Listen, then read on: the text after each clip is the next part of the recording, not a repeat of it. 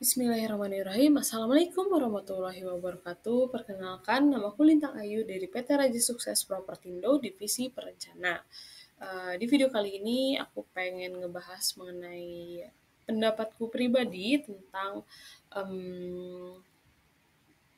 wanita yang bekerja. Tentu pembahasan ataupun argumen-argumen yang akan aku sampaikan ini aku ambil dari beberapa literatur yang emang aku baca di internet dan juga diambil dari nilai-nilai atau norma-norma sosial ataupun norma-norma agama yang memang berlaku di khususnya di Indonesia. Kenapa cuma norma sosial dan juga norma agama yang banyak mempengaruhi pandanganku terhadap seorang wanita yang bekerja atau harus bekerja. Karena memang kita kan tinggal, apalagi di Indonesia ini kan kita semua tahu, kita itu mengakui adanya ketuhanan yang Maha Esa, di mana di situ itu sudah jelas berarti norma agama itu sangat berlaku di masyarakat kita. Nah, norma agama itu sedikit banyak mendasari beberapa norma-norma sosial. Jadi menurutku kedua norma ini itu tidak bisa dipisahkan satu sama lain, alias saling saling menjadi sebab dan akibat lah ya. Bisa dibilang seperti itu. Nah, disclaimer karena memang ini pembahasan yang menurutku juga subjektif, di mana bisa dibilang norma ataupun nilai yang kamu anggap baik belum tentu dianggap baik juga oleh orang lain ataupun olehku. Berlaku sebaliknya ya, vice versa. Jadi nilai yang aku anggap baik belum tentu juga dianggap baik oleh orang lain ataupun oleh kalian. Jadi disclaimer, anggap aja ini tuh sebagai sharing ataupun mudah-mudahan juga bisa mendapat insight baru tentang bagaimana seorang wanita yang bekerja itu bisa sukses, tapi tetap mengindahkan uh, nilai-nilai, khususnya nilai sosial dan juga nilai agama seperti itu. Oke, kita bahas dulu mengenai pandangan Islam terhadap perempuan. Nah, perempuan itu sebenarnya adalah makhluk yang sangat sangat sangat dimuliakan oleh Allah Subhanahu wa taala. Nah, buktinya apa? Buktinya ya pakaian, cara berpakaian kita diatur. Apalagi tuh? Cara berkomunikasi kita diatur. Cara berpergian kita pun diatur gitu kan ya. Kalau yang pasti pasti pernah dengar lah ya, kita nggak boleh safar jika tidak ada mahramnya dan lain-lain. Itu kan sebenarnya adalah suatu bentuk dimuliakannya seorang perempuan. Jadi perempuan ini nggak bisa main-main gitu, eh, nggak bisa asal kalau untuk menjadi seorang perempuan yang eh, bisa dikatakan yang baik di dalam agama Islam. Nah, eh, lalu bagaimana pandangan agama Islam itu sendiri terhadap perempuan yang bekerja? Sebenarnya mungkin ini juga bukan hal yang baru yang kalian dengar, di mana perempuan itu lebih dianjurkan atau lebih baik atau kasarnya, bukan kasarnya, ekstrimnya lebih mulia jika perempuan tersebut diam di dalam rumah dan untuk masalah apa ya, untuk masalah mencari nafkah itu menjadi tanggung jawab seorang laki-laki. Cuman memang ada beberapa case atau beberapa kasus di mana ya memang she doesn't have any choice dan working, alias dia nggak punya pilihan lain selain bekerja. Dan itu adalah hal yang sangat sangat sangat sangat, sangat banyak sekali aku temui di kehidupan sehari-hari kan ya. Pasti kalian juga mungkin punya temen yang emang she doesn't have any choice gitu selain bekerja.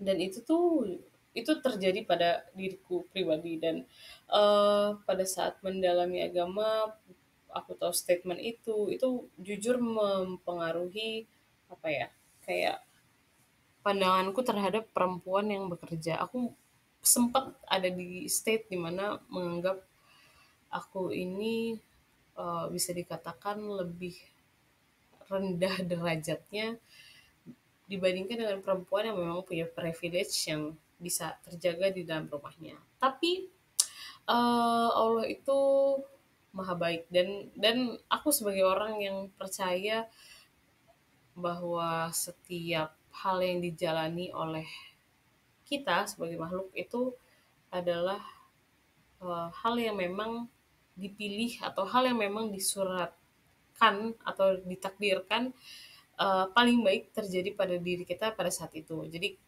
kalau misalnya ambil contoh misalnya aku harus bekerja, harus menjadi perempuan wanita karir gitu ya. Itu bukan berarti aku adalah orang yang eh, apa ya? Aku bukan orang yang eh, tidak terjaga.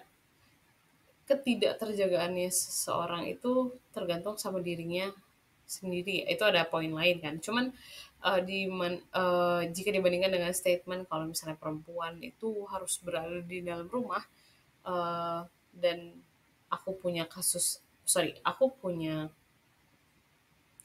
lain di mana aku harus pergi keluar dan harus bekerja, dan itu aku anggap sebagai ujian, yang mana ujian itu sebenarnya adalah bentuk kasih sayang Allah alias bentuk kasih sayang Tuhan terhadap makhluknya, di mana kita tuh dipercayakan lebih loh dibandingkan dengan memang misalnya teman-teman kita yang punya privilege untuk tetap berada di dalam rumah dan terjaga gitu ya. Dan kita tuh dianggap oleh Allah tuh em, mampu untuk melewati ujian tersebut kan, berarti di mana kita tuh bisa hmm, apa ya, menjadi eh, menjadi tumpuan dari keluarga kasarnya, seperti itu. Tapi di satu sisi kamu pun bisa menjadi perempuan yang terjaga. Nah, ini pentingnya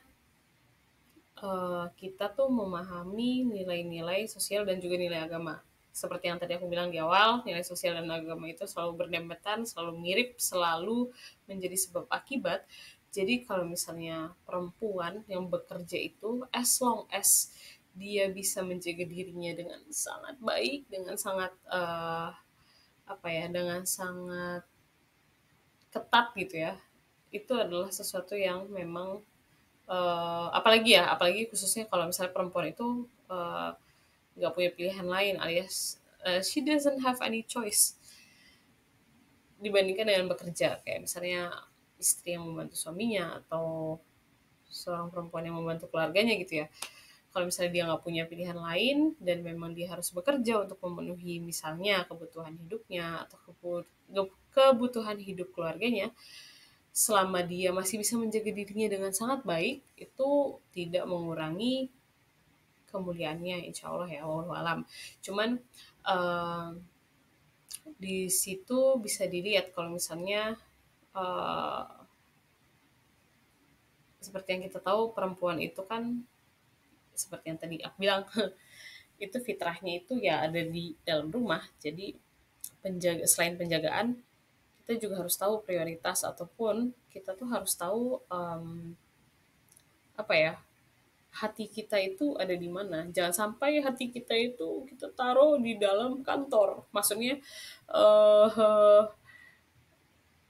ya kita harus passionate terhadap kerjaan kita ya, biar kita ngasih apa ya, ngasih output yang oke lah ya di dalam kerja. Cuman kita tuh nggak boleh mengesampingkan keluarga ataupun suami kalau misalnya mau udah menikah ataupun anak, dan karena memang tanggung jawab yang akan dipertanyakan ataupun yang akan kita eh, apa ya, yang menjadi tanggung jawab seorang perempuan itu adalah mengurus rumahnya. Itu seperti yang saya bilang adalah pendapat menurutku yang didasari dari nilai agama. Mungkin banyak beberapa, orang yang nonton video ini kayak, "Hah? Enggak, perempuan itu, begini begini, begitu begitu."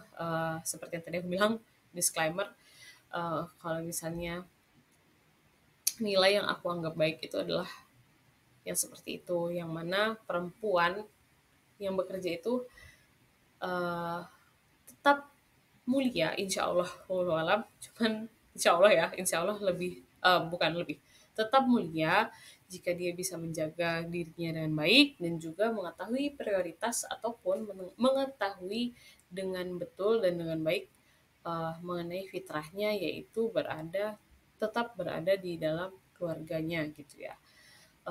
Jadi semoga siapapun yang menonton video ini, khususnya misalnya untuk perempuan-perempuan hebat yang di luar sana, yang memang, eee, diberikan kepercayaan lebih oleh Allah Subhanahu wa Ta'ala untuk menjadi, apa ya, eee, membantu suaminya ataupun membantu keluarganya dalam mencari nafkah, dengan niat yang lurus, insya Allah, eee, menjadi bukan menjadi hal yang buruk bagi kalian, malah mungkin insya Allah menjadi, nilai tambah ataupun menjadi,